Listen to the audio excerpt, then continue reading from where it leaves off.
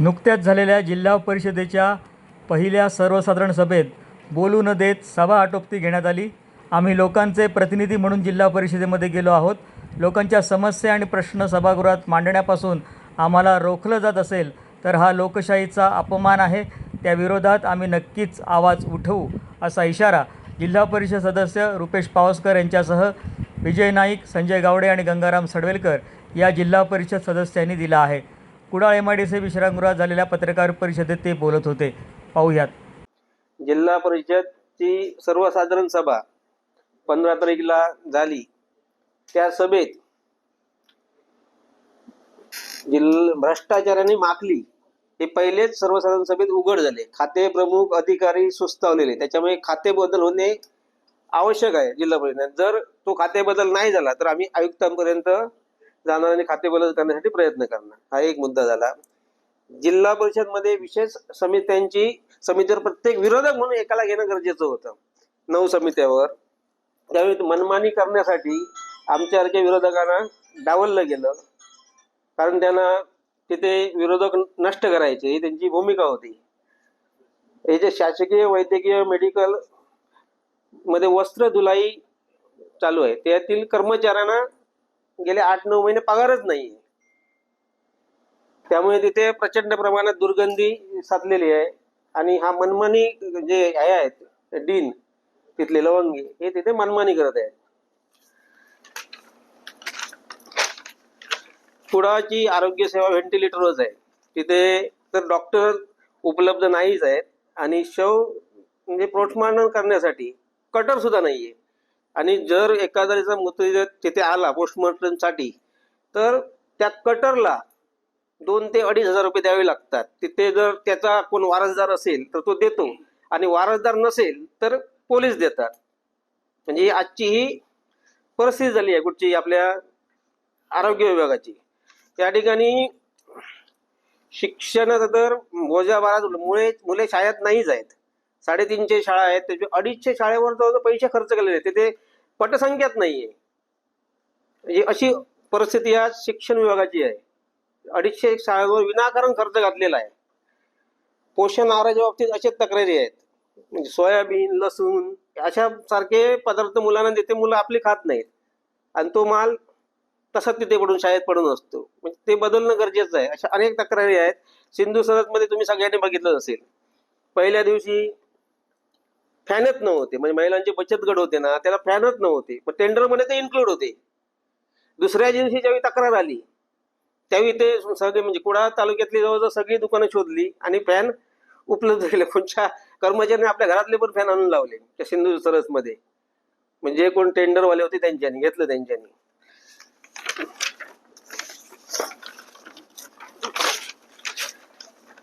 तर जिल्हा परिषद मध्ये जवळ एकाच खात्यात अनेक वर्ष तेच अधिकारी आहेत, तर त्यांची अदलाबदल होणे खूप गरजेचं आहे। आणि ते म्हणजे कसं ते हे झालेले आहेत, तेच खातं आणि ते खातं म्हणजे आलं लक्षात ना, खाण्याचा जो उपक्रम त्यांचा चालू आहे तो जिल्हा परिषदेच्या सभेमध्ये उघड झाला। आपण सर्व पत्रकार तिथे होता। तर झारापची अवस्था तुम्ही बघितली, महामार्ग म्हणजे ते ब्रिजचं काम चालू आहे, म्हणजे ओव्हरब्रिजचं, तिथे ज्या दर्जाची माती टाकतायत ती भुसभुशीत दर्जाची आणि हा पावसाचा तोंडावर आलेला आहे। त्यामुळे ते खचणारे 100% आणि भविष्यात जसं कणकवलीला होल पडले त्याच दिशेने त्या ब्रिजची वाटचाल चालू आहे। जलजीवन मिशन कामाचे तर 3-13 वाजलेले आहेत। हर घर नळ आले परंतु त्यात पाणीच नाही आलंय जोडायला। म्हणजे परिस्थिती लाडकी बहीण पाण्यासाठी फिरते जिकडे तिकडे, पण पाणी नाहीये। ठेकेदारांचे 450 कोटी रुपये आज जिल्ह्याचे देणं आहे, केंद्र सरकार आणि राज्य सरकार। मग ही जर परिस्थिती आज एवढी वाईट आहे की भविष्यात ठेकेदार आत्महत्या करतील आणि पुढची कामं करा। अरे पहिलं मागचं आहे ते तरी पूर्ण करा। इथे सार्वजनिक आपला उपयोग आहे कुडाळचा बांधकाम विभाग, त्याच्यात तर प्रचंड प्रमाणात भ्रष्टाचार आहे। मी मागे तक्रार पण केलेली की कलर काढणे असे नको तिकडे पैसे खर्च करतात आणि बिल काढतात। म्हणजे खूप वाईट परिस्थिती आहे, जे बोलण्यापडे त्यावर कोणताच लक्ष नाही या विषयावर। या ठिकाणी शासनाने मागे लाड पागे समिती अशी परिस्थिती, सफाई कामगारांना त्यांच्या वारसांना नोकरी देण्याचा शासन निर्णय आहे। परंतु सिंधुदुर्ग जिल्हा परिषद नवीन शासन निर्णयानुसार अद्याप 13 जणांचे प्रस्ताव नियुक्ती प्रलंबित असल्याच्या तक्रारी आहेत. संबंधित वारसांचे प्रस्ताव प्रलंबित असल्याचे कारण काय? शासन निर्णयानुसार जिल्ह्यातील वारसदारांना नियुक्त्या देण्यास जिल्हा परिषद वेळ काढू का करत आहे हा प्रश्न उभा आहे. म्हणजे त्या पूर्वीच्यांना डावलून 13 जणांनी नवीन नियुक्ती दिल्या, म्हणजे त्यांच्यावर अन्याय केल्यासारखे आहे. प्राथमिक आरोग्य केंद्रातील कंत्राटी वाहन चालकांची 10,000 रुपयांची आर्थिक पिळवणूक झाल्याची बातमी वर्तमानपत्रात प्रसिद्ध झाली होती. ठेकेदाराने संबंधित वाहन चालकाकडून वेतनाच्या बदल्यात 10,000 रुपये रकमेचे चेक आगाऊ घेत नंतर सदरचे चेक वेगवेगळ्या नावावर बँकेत वटवण्यात आले अशा तक्रारी प्राप्त झाल्या होत्या. या विषयात संबंधित आरोग्य विभागाकडून असे सांगण्यात आले की ठेकेदाराने उसने पैसे दिलेले परत घेतले. मग संबंधित ठेकेदाराने सगळ्याच कर्मचाऱ्यांना एकाच रकमेचा उसने दिले होते का, एका रकमेचा चेक देण्यात आला असा प्रश्न असून मग उसने पैसे वेगवेगळे चेक नाही तर एकाच नावाने बँकेत चेक आहेत वटवण्यात आले.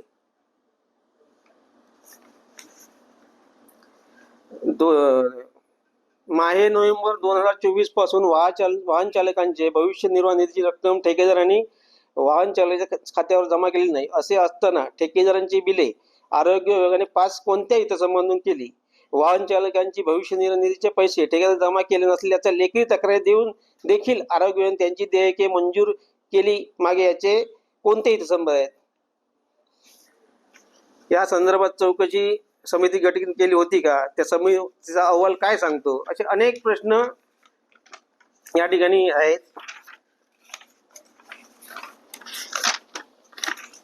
त्यामुळे या सभेत झाली त्यावेळी आमचे 50 सदस्य होते. त्यापैकी एक 5-7 जणांनाच फक्त बोलायला दिलं आणि अध्यक्षाने शिवनी ती सभा गुटाळली. भविष्यात हा लोकशाहीचा अपमान आहे आणि सभागृहाचा अपमान आहे. भविष्यात जर प्रत्येक सदस्याला बोलण्याची संधी जर नाही दिली तर भविष्यात आम्ही आवाज उठवल्याशिवाय गप्प राहणार नाही. बरोबर ना?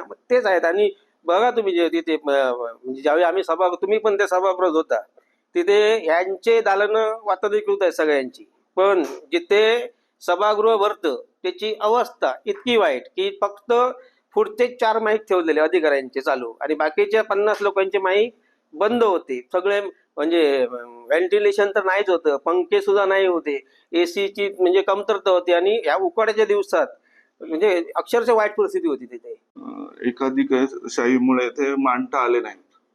उदाहरणार्थ माझा पहिला प्रश्न होता जलजीवन मध्ये माझ्या मतदारसंघामध्ये फिरल्यानंतर असं लक्षात आलं की शासनाकडे निधीच नाही आहे आणि निधी नसल्यामुळे आज लोकांना पाणी मिळत नाही. नळ आलेला आहे, योजना काही लोकांनी म्हणजे कॉन्ट्रॅक्टरांनी चालू केलेली आहे, पण ते म्हणतायत आमचे पैसेच दिलेले नाहीत आणि हे पैसे नसल्यामुळे आम्ही कसं पुढे काम करायचं हा मोठा प्रश्न उद्भवलेला आहे.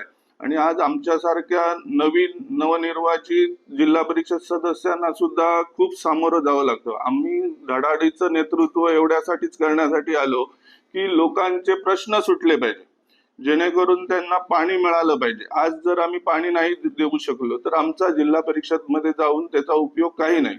हा आमचा प्रामुख्यानं एक मुद्दा होता. त्याचप्रमाणे इतर आरोग्याच्या बाबतीमध्ये सुद्धा अनेक विषय होते, पण ते सुद्धा प्रत्येक गोष्ट काही सदस्य हे मंजूर ते मंजूर, निदान आमची चर्चा तरी झाली पाहिजे होती त्या सभेमध्ये. सर्वसाधारण सभेमध्ये आमची चर्चा झाली पाहिजे होती, ती पण तशी करता आली नाही वेळेअभावी. मला अजून एक ठराव सुद्धा घ्यायचा होता की जे आपले 3-3:30 वाजता जी बैठक होती ती जर सकाळीच झाली, लवकर 10 वाजता सुरू झाली तर जेणेकरून प्रत्येक सदस्याला, जिल्हा परिषद सदस्याला तिथे आपलं मत किंवा आपला ठराव किंवा आपली जी चर्चा असेल ती साधक बाधक चर्चा एक करता आली असती. ते पण करता आलं नाही. आज अनेक प्रश्न आमच्या मतदारसंघामध्ये अडचणीचे झालेले आहेत आणि ते असे प्रश्न आहेत की लोकांच्या हितावह आहेत. ते कोणत्याही प्रकारच्या आपल्याला मांडताना तिथे वेळ मिळालेला नाही किंवा ते विचारात घेतलेले गेले नाही. तर आमचं असं मत आहे, पुढच्या सुद्धा मीटिंग मध्ये तशा प्रकारचं अध्यक्ष महोदयांनी घ्यावेत, जेणेकरून जे जनतेने आम्हाला निवडून दिलं त्यांचा प्रत्येक प्रश्न त्या माध्यमातून सुटेल, हा आमचा एक हेतू आहे. आम्ही कोणाच्या विरोधात किंवा आणि काहीतरी असं करणं अजिबात नाही. आमचा एकच मुद्दा आहे, जर एवढा निधी येत असेल, एवढे पैसे येत असतील, तर हे थांबतं का, या मुद्द्यावर आम्ही ठाम आहोत. आम्हाला लोकांचे जेवढे जास्तीत जास्त प्रश्न आहेत, मग कोणतेही असेल, आरोग्याचा असेल, पाण्यासंदर्भात असेल, देवस्थानच्या पर्यटन खाली असेल, आमच्या सुद्धा त्या ठिकाणी हायमॅक्स मागण्यासाठी सुद्धा आम्ही आता प्रयत्न करतोय. कारण आम्ही त्या दिवशी सुद्धा हा विषय मांडणार होतो, जेणेकरून जी आमची प्रमुख देवस्थानं आहेत तिथे त्या प्रकारचे आम्हाला हायमॅक्स करून मिळावे. आता त्यांनी सुद्धा म्हटलं आहे की जेणेकरून आम्ही हे करू स्वनिधीच्या माध्यमातून, परंतु ते सुद्धा आम्हाला अद्याप पर्यंत माहीत नाही. ते आता सुद्धा आम्ही नवीन असल्यामुळे ही माहिती करून घेऊन सुद्धा जर नाही मिळालं तर तशा प्रकारचं आम्ही त्या सभेमध्ये प्रश्न विचारू. ज्या ज्यावेळी एखादं काम असेल ते करण्यासाठी, लोकांचं काम करण्यासाठी आम्ही प्रयत्न करू. सभा झाली, आम्हाला फार अपेक्षा होती. पहिली सभा 4 वर्षानंतर होते म्हटल्यानंतर आम्हाला फार अपेक्षा होती की फार वेळ चालेल. अगदी म्हणजे अध्यक्ष पण, उपाध्यक्ष पण, सर्व सभापती असतील, अधिकारी असतील, त्याच्यावर आम्हाला एवढी अपेक्षा होती की त्यांची मानसिकता अशी असेल की रात्री 8 वाजले तरी चालतील, 10 वाजले तरी चालतील, परंतु ही सभा चांगली चालेल, प्रत्येकाला बोलण्याची संधी मिळेल अशी होती. परंतु पूर्णपणे अपेक्षेचा भंग झाला, कारण आम्ही नवखे आहोत सभागृहात. त्यामुळे जे काही जुने होते लोक, त्यांची सध्या सत्ता असल्यामुळे, त्यांची संख्याबळ जास्त असल्यामुळे दडपण्याचा जो काय प्रयत्न होतो तो होता कामा नये. आमची हीच अपेक्षा अध्यक्ष उपाध्यक्षांकडून होती, सभापतींकडून होती, परंतु त्याचं काही तिथं झालेलं दिसलं नाही. आम्हाला प्रत्येक म्हणजे आता कसं 4 वर्षानंतर आम्ही त्या सभागृहामध्ये गेल्यानंतर, जिल्हा परिषद 4 वर्षांनी निवडणूक 4 वर्षांत सभागृहात गेल्यानंतर त्या ठिकाणी प्रत्येकाला बोलण्याची संधी मिळायला पाहिजे होती. ते त्या ठिकाणी झालेलं दिसून आलं नाही. एवढं वाईट वाटतं की प्रत्येक ठिकाणी काय कोणता विषय घेतला, आम्ही पण त्या चर्चेमध्ये आम्हाला त्याची माहिती मिळावी. आपण पत्रकार बंधूंनी बघितलं असेल त्या ठिकाणी की प्रत्येक वेळी हा कोणता विषय घ्या पुढे, घ्या पुढे, ह्याला अर्थ नाही. घ्या पुढे म्हणजे काय, तुम्ही मनमानी करता का? तुम्हाला हेच करायचं आहे का जिल्ह्यामध्ये? असं करू नका. आम्ही काही ते लोकांचे, आम्ही त्या ठिकाणी लोकांनी आम्हाला कोणत्या तरी अपेक्षेने, भावनेने त्या ठिकाणी त्या जिल्हा परिषद मध्ये पाठवलंय. आपले मुद्दे मांडले गेले पाहिजे, विकासात्मक कामं आपली झाली पाहिजे, ह्यासाठी आम्हाला त्या ठिकाणी मांडले. काही ठिकाणी, बऱ्याच ठिकाणी अधिकाऱ्यांची मनमानी चालते, त्या ठिकाणी कुठेतरी आळा चाबायला लागला पाहिजे, तर तो आमच्या माध्यमातून त्या ठिकाणी लागणार आहे. मग त्या ठिकाणी आम्हाला जर त्या सभागृहावर बोलण्याची संधी मिळाली तरच ते शक्य होणार आहे. प्रत्येक तुमचे खाते प्रमुख खात्यामध्ये वाटप करताना तुम्ही, म्हणजे आम्हाला एक सदस्य तुम्ही, आमचा विरोधकांचा 1-9 मधून एक सदस्य तुम्ही त्यामध्ये घ्यायला घाबरता. तुमचं संख्याबळ असू नये, म्हणजे तुम्हाला कुठेतरी मनमानी कारभार करायचा आहे. अशा प्रकारे अध्यक्षाने उपाध्यक्षांनी करू नये, अशी मी ह्याच्यातून मी सगळ्यात पहिली मागणी करतो. त्यानंतर आपले विजेचे प्रश्न असेल, त्या सभागृहामध्ये विजेचा प्रश्न सध्या संपूर्ण जिल्ह्यामध्ये आपल्याला परिस्थिती माहिती आहे की सगळीकडे आपल्याकडे समुद्र किनारपट्टी आमची ही खार हवामानामुळे त्या ठिकाणी पोल सडणं, त्या ठिकाणची लाईन खराब होणं, हे प्रकार सर्रास होतात. त्यानंतर त्याच्यावर जी झाडी आहे ती सगळी झाडी वगैरे पडून वीज पुरवठा खंडित होण्याचे प्रकार पावसामध्ये होतात. समुद्र किनारपट्टीच्या भागामध्ये वादळी वारे असतात. तर सध्याच्या ह्याच्यामध्ये आम्ही वीज ग्राहक, मी संघटना अध्यक्ष, आम्ही गेली 3 वर्ष त्या संघटनेचं काम करतो. आम्ही विविध प्रश्न त्या माध्यमातून मी सोडवलेले आहेत वीज ग्राहकांचे, आणि ज्यांच्यामध्ये आमची प्रामुख्याने मागणी होती पहिल्यापासून की अंडरग्राऊंड वीज पुरवठा हा प्रत्येक ठिकाणी झाला पाहिजे. त्यामुळे मोठ्या प्रमाणात शासनाचा निधी आला, स्थानिक आमदार असतील त्यांचाही त्याच्यात प्रयत्न झाला असेल, त्यांच्या निधीतून तो पैसा आला. मग त्या ठिकाणी काही ग्रामपंचायत किंवा ह्याच्यातून हे अडवतायत, हे चुकीचं आहे. मग त्या ठिकाणी तुम्ही त्यांना खतपणे घालू नका. उलटा हा विकास जर करायचा असेल, पर्यटन दृष्ट्या जर आपला जिल्हा जर विकासात्मक करायचा असेल, तर जे आपल्याकडे पर्यटक येणार आहेत तर त्यांना जर त्या ठिकाणी 24 तास जर वीज पुरवठा झाला तर त्या ठिकाणी ते आपल्या ह्या जिल्ह्यामध्ये, ह्या तालुक्यामध्ये आपल्या त्या ठिकाणी ते वास्तव्यास येऊन राहणार. त्याच्यामुळे बऱ्याच प्रमाणामध्ये जी समुद्र किनारपट्टीची जी काही हॉटेल्स आहेत काय, तर त्या ठिकाणी त्यांचा विकास होईल, ही आमची त्याच्यामध्ये मागणी होती. परंतु बऱ्याच ग्रामपंचायती आणि काही लोकप्रतिनिधी त्या ठिकाणी विरोध करतात. हा विरोध खरं तर जिल्हा परिषदच्या माध्यमातून थांबला गेला पाहिजे. लवकरात लवकर अंडरग्राऊंड केबल टाकली गेली पाहिजे, जेणेकरून ह्या संपूर्ण जिल्ह्यातील लोकांना विना विलंब लोकांना वीज पुरवठा होऊ शकतो. हाही विषय झाला. त्याच्यानंतर आमच्या समुद्र किनारपट्टीच्या भागामध्ये काही बेकायदेशीर बांधकामं ही बाहेरच्या लोकांनी येऊन केली आहेत आणि स्थानिकाने जर एखाद्याने कोणी जर त्या ठिकाणी घर नंबर मागितलं तर त्याला घर नंबर मिळताना मुश्किल होते. मग CRZचं कायद्याचं उल्लंघन करून त्या ठिकाणी जर बांधकाम होत असतील तर त्याच्यामध्ये जिल्हा परिषद आणि जिल्हाधिकारी ह्याच्यामध्ये लक्ष घातलं पाहिजे. हे काही मुद्दे असे मांडण्याची त्या ठिकाणी संधी मिळेल या मोठ्या अपेक्षेने कालच्या आम्ही सभागृहामध्ये त्या ठिकाणी बोलण्याचा प्रयत्न केला, परंतु हे झालं नाही. हे चुकीचं झालेलं आहे त्या ठिकाणी. मग प्रत्येक तुम्ही विभाग कुठच्या आरोग्याचे तर आता पावसकर साहेब असतील, सडोरकर साहेब, नाईक साहेबांनी म्हणले पूर्ण आरोग्याची तर पूर्ण वाढ लागलेली आहे. प्रत्येक आमच्या एवढं उपजिल्हा रुग्णालय आहे त्यामध्ये डॉक्टर्स नाहीत, त्या ठिकाणी भूलतज्ञ नाहीत, त्या ठिकाणी सर्जन नाहीत. ही सगळी परिस्थिती असताना त्या ठिकाणी ह्या जिल्हा परिषद माध्यमातून आपण हा आवाज आम्ही शासनापर्यंत आमच्या जिल्ह्यातील मागण्या पोहोचवण्याचा प्रयत्न केला असता, हे मुद्दे मांडले असते.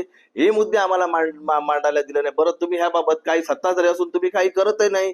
किती दुर्दैवी बाब आहे. तुम्ही बाकीच्या उद्यान, वेंगुर्ल्यामध्ये काल आमचं एक मोठं उद्यान बांधलं शहरामध्ये 1.5 कोटीचं नमो उद्यान. मला सांगा, तुम्ही वेंगुर्ल्यामध्ये 5-5 उद्यानं असतात, त्या ठिकाणी तेच जर पैसे तुम्ही आरोग्यासाठी वापरले असते तर आज खरोखरच या म्हणजे पालकमंत्री असते किंवा त्या ठिकाणची सत्ताधारी असते त्यांचं लोकांनी खरेच आभार मानले असते. परंतु हे कुठे होताना दिसत नाही. मग आमची हीच मागणी आहे की तुम्ही प्रत्येक सर्वसामान्य लोकांचे प्रश्न समजून घ्या, त्यांचा आवाज बनवून आम्ही त्या सभागृहामध्ये बोलतोय ते आमचे तुम्ही शब्द त्या ठिकाणी तुम्ही आमचे मुद्दे ऐकून घ्या, हीच आमची मागणी होती. तर हे ह्याच्या पुढे होऊ नये आणि त्याच्यामध्ये निधी वाटपामध्ये समानता असावी, प्रत्येकाला विश्वासात घेऊन ही कामं झाली पाहिजे, भ्रष्टाचाराला आळा आला पाहिजे, कामचुकार अधिकाऱ्यांवरती कारवाई झाली पाहिजे. सर्वसामान्य शेतकरी असू देत, कष्टकरी असू देत, मच्छीमार असू देत किंवा आरोग्याविषयी सगळे प्रश्न हे सभागृहामध्ये मांडण्याची आम्हाला संधी आहे. हे आवाज, हे जनतेचे प्रश्न सोडवण्यासाठी हे सभागृह आहे. त्यामुळे माझी नम्र विनंती सभागृहाला राहील, याच्यापुढे अध्यक्ष महोदयांना ह्या पुढे तुम्ही अशा प्रकारे करू नका. प्रत्येकाला बोलण्याची संधी द्या आणि प्रत्येक प्रश्न समजून घेण्याचे प्रयत्न करा.